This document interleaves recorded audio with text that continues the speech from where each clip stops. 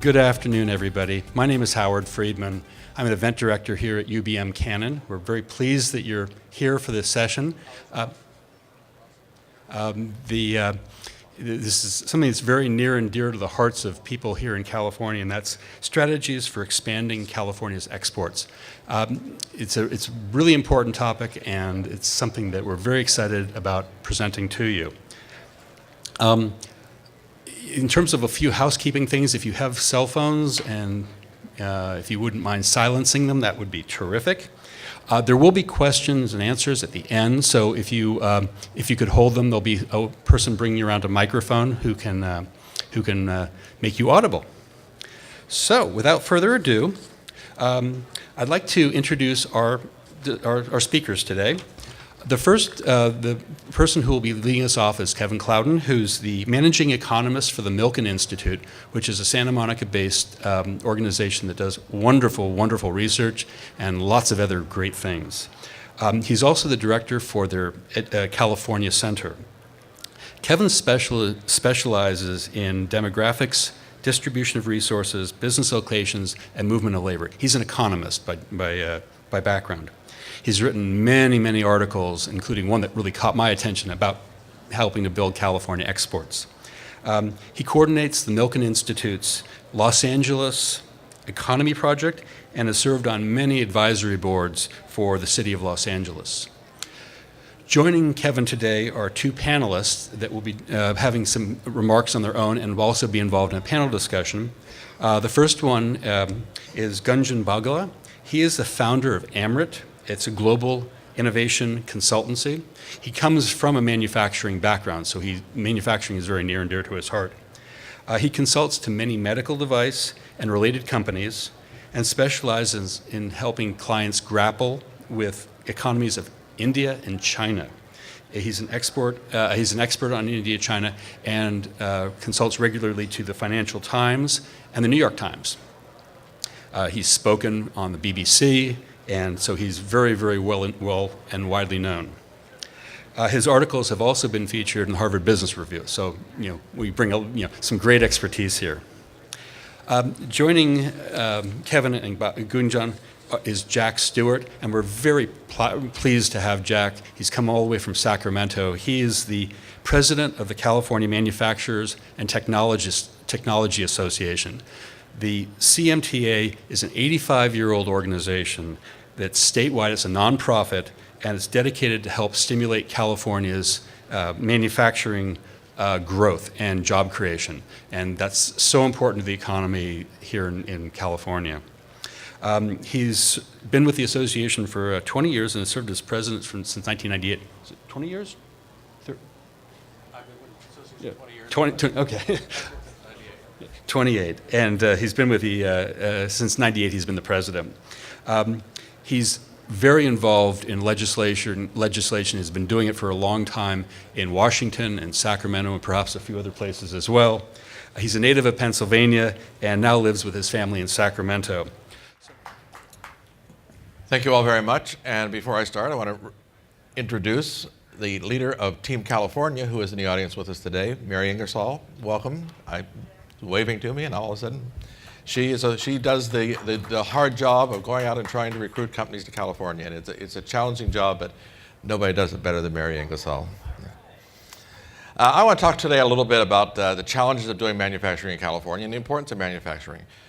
Manufacturing creates middle-class jobs. The average manufacturing wage in California is $74,000 a year. The average service job is $25,000 less than that. And manufacturing creates a multiplier effect on jobs. On average, for every new manufacturing job we have there are 2.5 jobs in the economy that grow out of manufacturing. So it's very important to continue to grow manufacturing jobs and to have a policy in California and public policies that encourage manufacturing growth. And that's been one of the challenges we've had over the last decade or two. As our exports have been challenged, so has our manufacturing. Oops. First of all, Kevin had a slide on this. I put it in here as well, looking at manufacturing growth for California and Texas over the last 12 years. And as Kevin said, $251 billion from Texas and $159 billion for California. And oil is an important part, and energy is an important part of what Texas is exporting. California has a very good opportunity to do the same thing. We have huge deposits, we're now learning, huge deposits of shale oil in California. If we develop it and develop it smartly, we can actually start increasing our energy exports as well. What has happened to manufacturing jobs in California? Since January of 2001, which was the peak for total manufacturing employment in California, we have lost about 634,000 jobs, manufacturing jobs. That's a full third of our industrial workforce is gone over that period. Now, many reasons for that. One of the reasons is because California is a high-cost state, we've had to become more productive in how we do smarter in how we do our manufacturing. We use a lot fewer people today to maintain the same outputs that we had years ago. On the other hand, a lot of our companies, and I hear it every day, I've been doing a lot of rounds recently in the legislature with the new members of the California Assembly and Senate. We have 39 new members in the Assembly this year, and we're taking some of my member companies along. And I had Praxair, which is an international company. They make industrial gases, mostly for manufacturing, sometimes for hospitals and others. But that company invests $1.5 billion a year in new investments around the world. And the company's various offices and various plants and sectors compete for that $1.5 billion. It's not just California competing with Texas for the money. It's really the plant in Ontario competing against the plant in Singapore to get that investment. And the bottom line is where do we get the best return on investment? And California hasn't been the place they've been getting it. So we see that kind of investment going other places. So we don't have a situation so much where we're losing jobs from California to other places, but when California companies have the opportunity to expand, they're expanding in other places. And that's the challenge we have. How do we keep our companies here and growing in California? More regulations. Well, we're good at that. I mean, the regulatory agencies have exploded in Sacramento and have been given vast power in Sacramento, and almost unchecked power as well. Just looking at what's happened to industrial manufacturing job growth in the United States coming out of the recession, this chart looks at January 2010 to the present, or through September of 2012. Nationwide, we've done a pretty good job of regrowing, and in our manufacturing renaissance, regrowing jobs, about 4.2% growth nationally. California has been pretty much flat. We haven't really done very much in manufacturing growth. And Los Angeles statistical area has actually lost another 3.3% of the manufacturing jobs over that period of time, the last 2 years. Then we took a look at, California's not doing so well. How are the other major industrial states doing? And what you see here, the states that are represented on this chart are Michigan, Washington, Indiana, Illinois, Ohio, Texas, Wisconsin, Pennsylvania, California, and New York. They are the 10 states with the largest manufacturing job bases. And you can see what's happened in those states. The Midwest has really had the manufacturing renaissance, seeing states like Michigan rebound with 13% manufacturing job growth, and the state of Washington as well with 11.3%, Indiana with 10.5%. And again, California has actually lost 0.3% of our industrial workforce over that same period of time. We went back and took a longer look at this, looking back to 1977 at where industrial investment has gone. And there's an organization, Conway Data, in Atlanta that tracks all industrial investments by year. And they also look at the investment amount. And they look at expansions and startups. And over the 35-year period that this chart represents, from 1977 to 2000, we did fairly good. As you can see, each column represents a year, and the numbers on there are the percentage of industrial investments that came to California, the percent of the U.S. industrial investments that came to California. And you can see we did pretty well in the 80s. You can see we went up to 17% in the mid-80s. That was when Reagan did the big defense build-up, and California benefited dramatically from that. And then in the late 90s, we had the tech build-up that occurred again. So California did very well on both of those. But since 2000, we have done very, very poorly on industrial expansion and growth. We've only been getting 1.9% of the investments, the manufacturing startups and expansions nationwide. And compare that, I have a slide here in a minute, but we're 12.6% of the national economy. So, if you talk about fair share, we're far from getting our fair share of industrial investments. We're still 12.6% of the national economy, yeah. Actually, in 2002, we were the 5th largest economy, and we're down to the 8th largest economy now, 8th or 9th. We might be 9th now. We were 5th at one point. It has a lot to do with the value of the dollar, that's right. It also it's good for rhetorical purposes as well. And what this chart shows, each column is a state, and showing what the dollar investment per capita industrial investment is per state. So you take the total dollar investment of manufacturers of the industrial sector and divide it by population. So you get a number, how many dollars per million is invested in each state on the industrial side of the economy. The average nationally is, this is from 2007 to 2011, the average is $2,000 per capita. In California, it's $325 per capita. So in manufacturing, the investment is obviously going in other places, just looking at it in a different light here. And again, shows, bring this all together again, the tall column there shows California's 12.6% of the national economy. That's our share of the GDP. And again, our startups and expansions are 2.2%. And I think really the one that gets me the most is California's share of national manufacturing expansions is only 0.5%. Very, very anemic. Costs will increase and it will get worse. It can get worse. Already high workers' compensation costs in California. Are there manufacturers here? Do we have manufacturers in the room? One. So talking to you then. The lack of a manufacturing sales tax exemption. California is one of only 3 states that applies sales and use tax to capital equipment purchased for manufacturing. So when you buy that equipment in California, a California manufacturer buys the equipment, it's going to cost you 8 or 9% more, a premium to be in California because you have to pay sales tax on it, where in the other states, the sales tax is not applied to that kind of capital investment. And it's especially hard-hitting on a small company that's starting up when it's buying its first round of equipment, and you have to add 10% in California.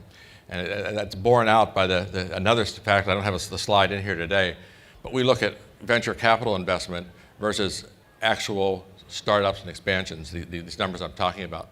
California gets about half of all venture capital investment.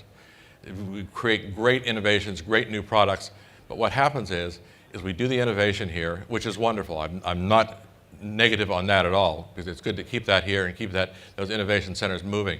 But the fact is once a company is ready to go to scale and produce a product, they look someplace else to do the manufacturing, and then when it's marketing time, they market back to California.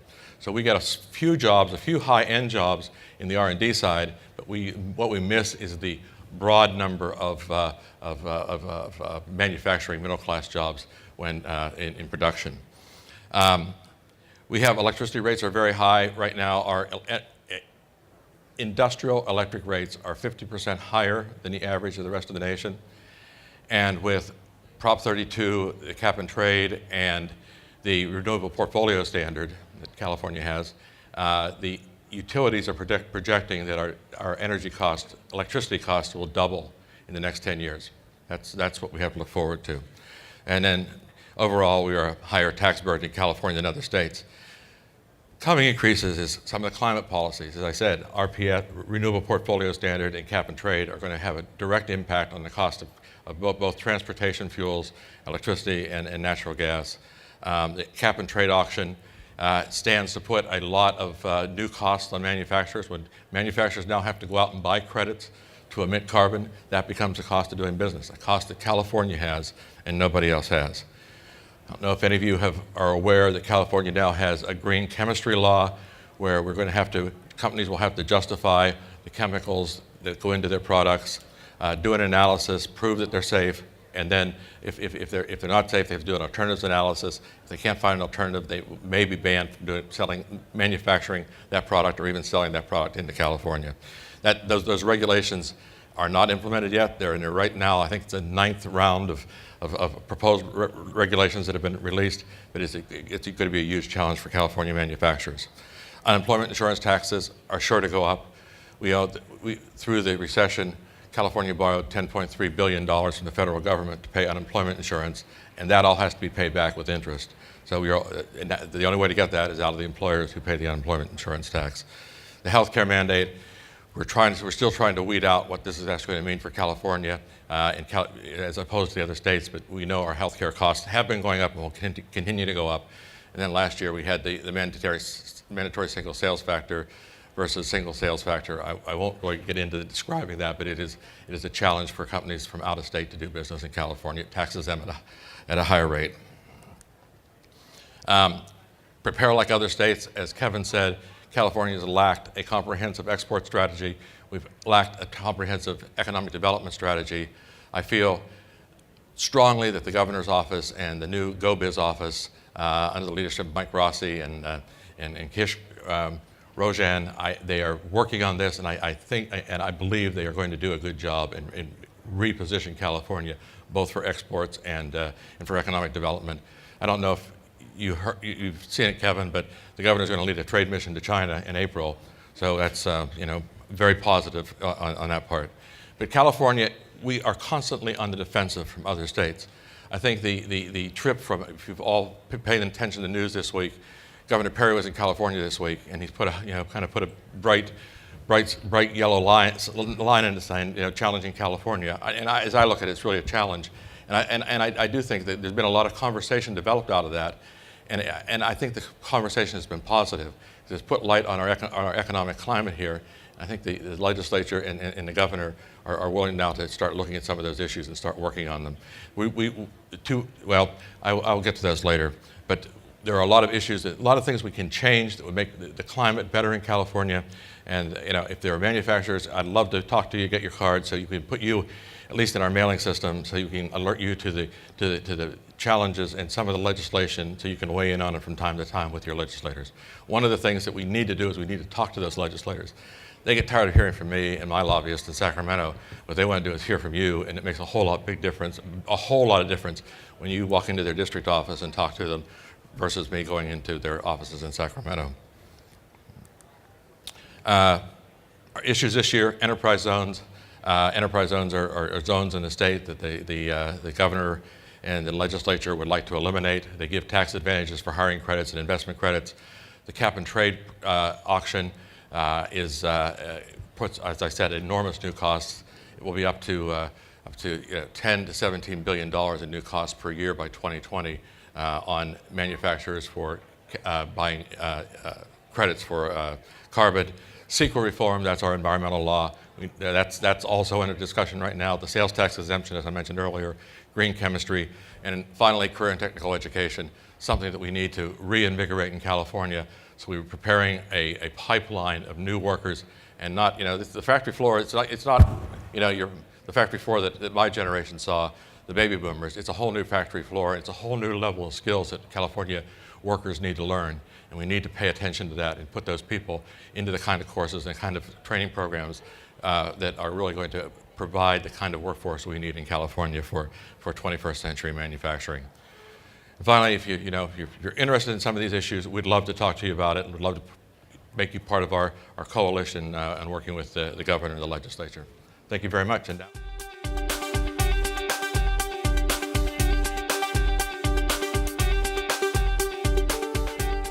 I'm going to ask a couple quick questions to Gunjan and Jack, and then we're going to allow time for a few questions from the audience.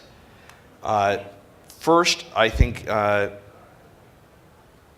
Jack, one really important element is that what are one or two things California could do to quickly improve its industrial investment climate? The numbers were terrifyingly low recently in terms of the amount of investment. They are, and the two things that are on the table that are possible, I think, this year is one is our regulatory reform, the CEQA law reform, and the ability to get quickly through that process. And again, using the Texas comparison, you can get a permit in Texas in a number of weeks. In California, it takes at least 2 years. And if you get challenged, there's no finality to our process. It can be challenged over and over again. It can take sometimes 4, 6, or 8 years to actually get your final approval, and sometimes companies just back away from it after so long. And the challenges don't necessarily come from the environmental community. They sometimes come from NIMBY people, not in my backyard folks, who don't want a plant near them. It comes from labor who want to make sure that the plant is unionized once it's built. It comes from competitors who lost the bid to build the plant or build the building. So it's a very challenging law, and there's a lot of pressure in Sacramento to do something about it this year.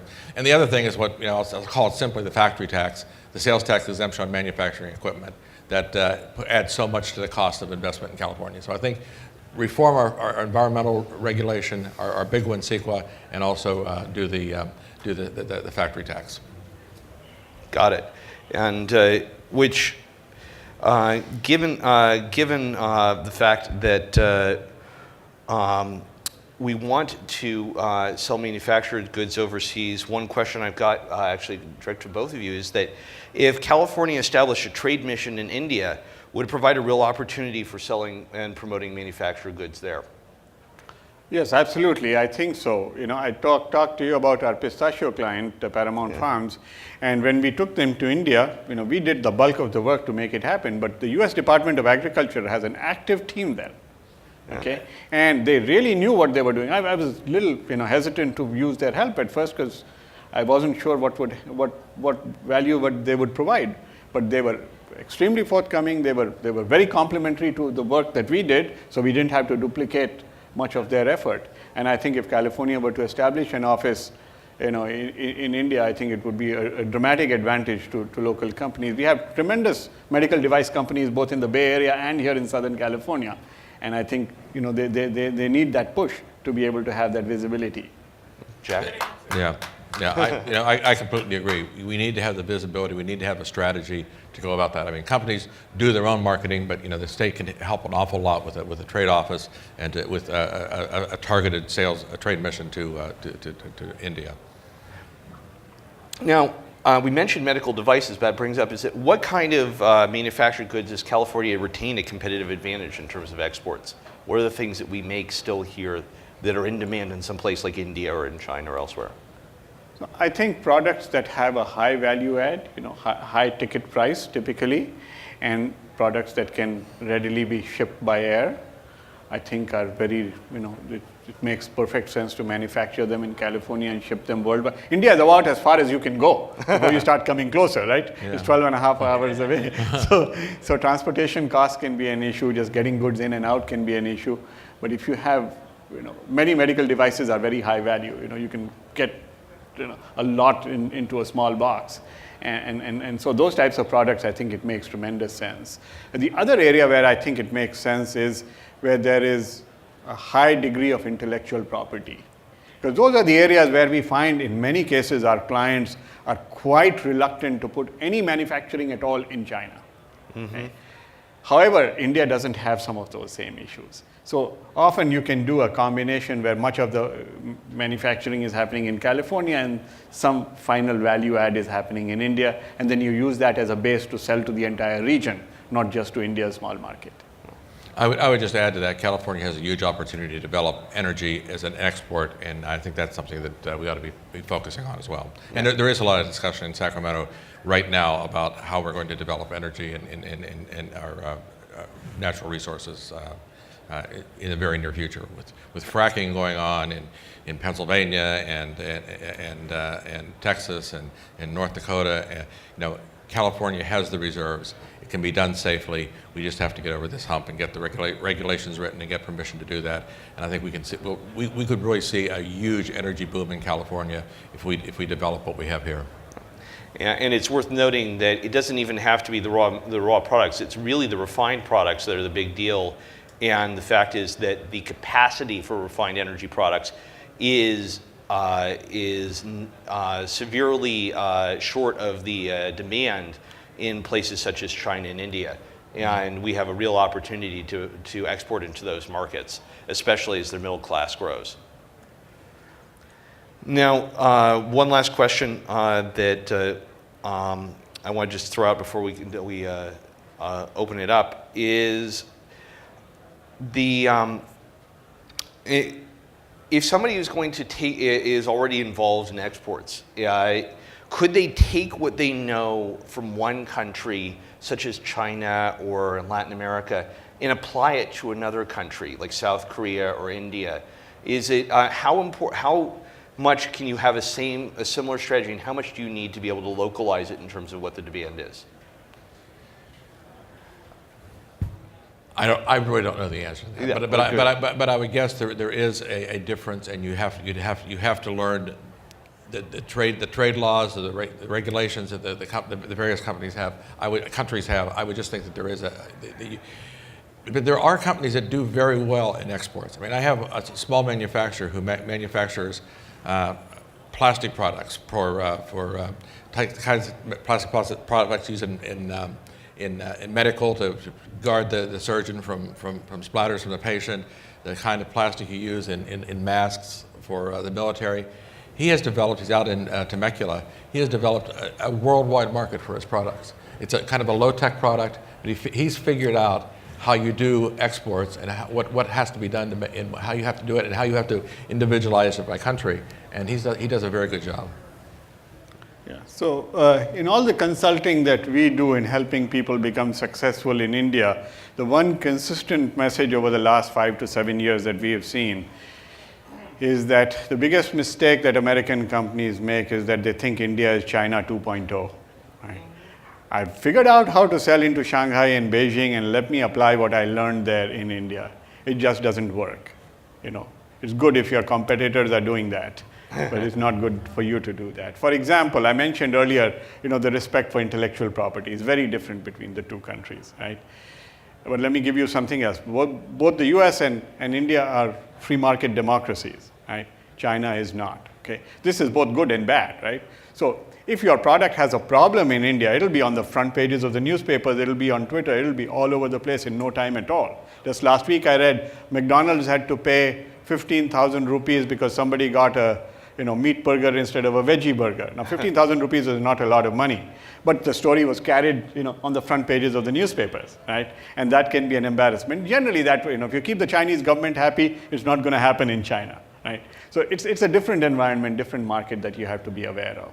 The other big difference, I think, for medical device companies going to India is that India is not just a market. It is also a place where you can utilize highly trained talent to develop next generation medical devices collaboratively.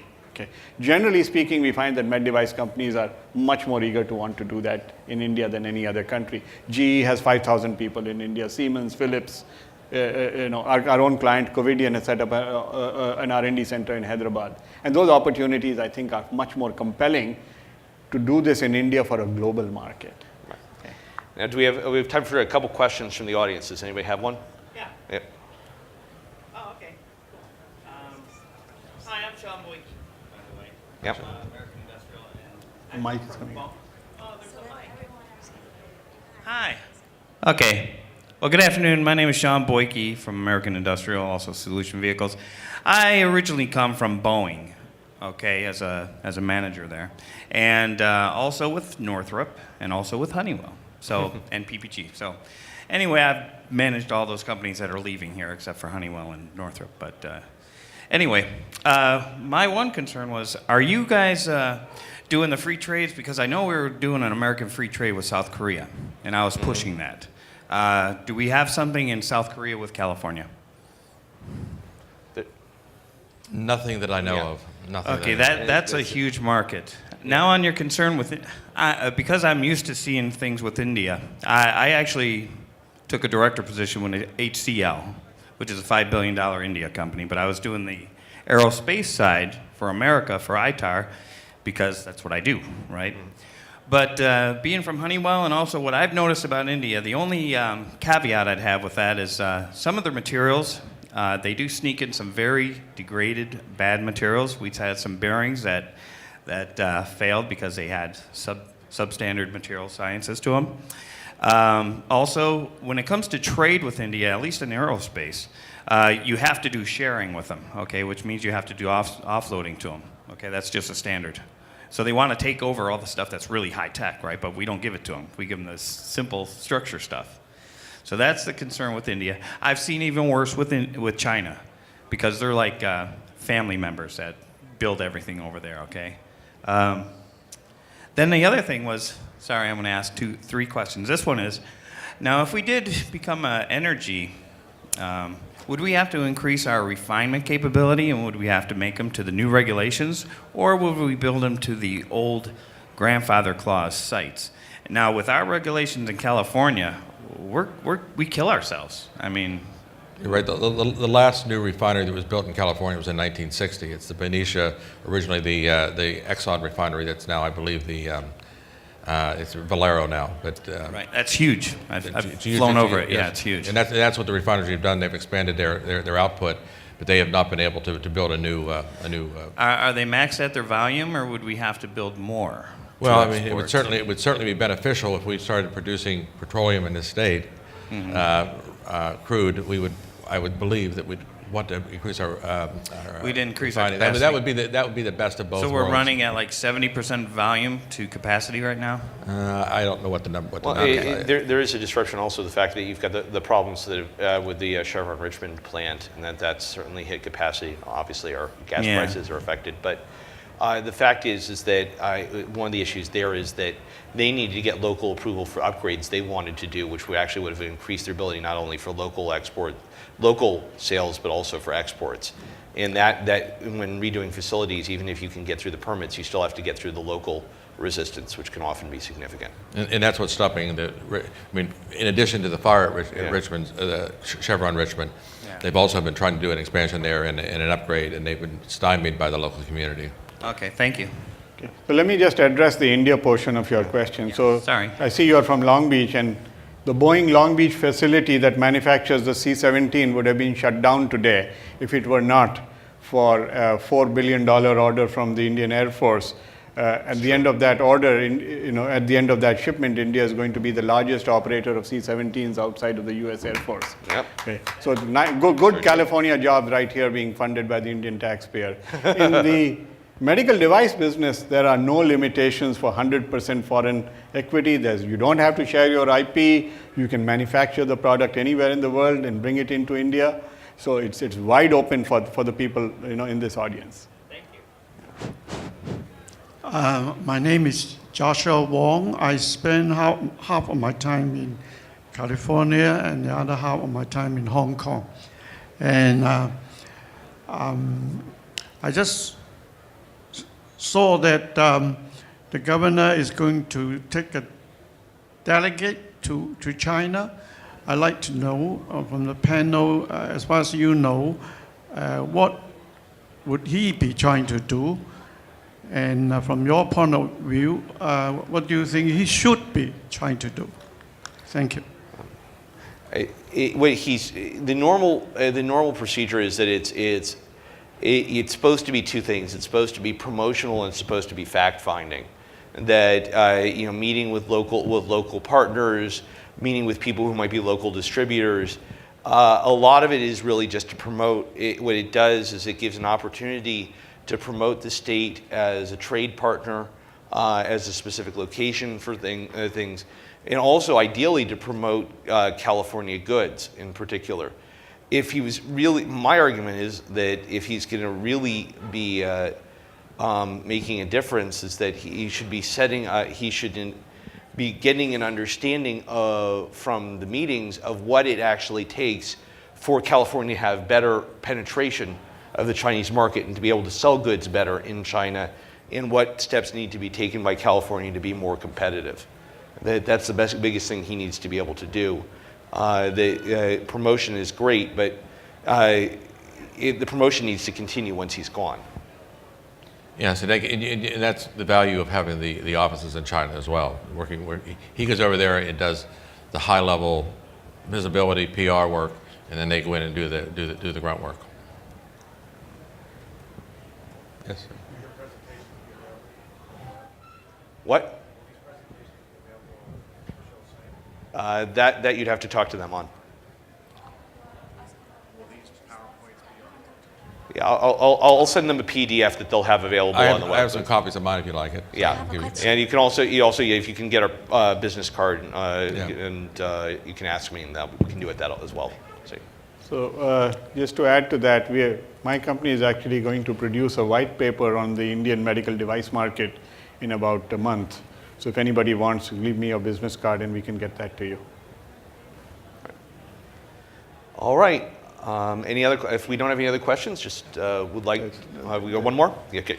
Hello, my name is Doug, and I have one little itty-bitty question on here, and that is to the standard of living based upon the NAFTA, CAFTA, and all the other FTAs. Basically, what we've done is we've given away our economic advantage and lowered the overall income of the U.S., and we've used the maquiladoras to pollute the Mexican soil. Is that what you are proposing to do to California? Absolutely not. I mean, we have the strongest environmental regulations in the world here. We're not. Yet you oppose them. What? And you say that they have to No, be no, no, weakened. no. I'm not opposing them. I'm saying we have to streamline. We have to make them easier to apply to comply with. For somebody that's going to invest in California, if it's an unending process, you're going to quickly lose interest in investments. What you need is a process that protects the environment, and once the process is done, it's over. That it can't be challenged again and again and again. And I have the confidence. I mean, I work with the regulatory agencies in Sacramento. They're not going to be signing off on environmental projects that are going to harm the environment. We are probably the cleanest manufacturing in the world right now, and the purpose is not to make California a dirtier place. It's to make it easier to comply with the regulations we have. Just to interject, it's one of the common misperceptions that runs into with CEQA reform. It's not elimination. There are groups who'd love to see it eliminated, don't get me wrong. But that would never, ever happen, quite honestly. I mean, there's just no environment for that. What you have right now is a situation where even environmental projects, including brownfield site reclamations, solar power, wind power sites, attempts at cleaning, often even at cleaning sites up or providing new uses, run into CEQA regulation and other regulatory issues. Quite often you run into a situation where it's much easier to develop a greenfield site than to reuse a brownfield site, which is far, far better for the environment and for cities because of regulatory concerns. That's what you're talking about. And in many cases, we're fixing a number of very poor decisions that weren't, it's not even talking about that CEQA going back to the late 60s, early 70s. We're talking about decisions in a regulatory standpoint that in some cases go back to the 20s and 30s. Anyway, at this point, we're out of time. So I'd like to thank fellow panelists and you for attending.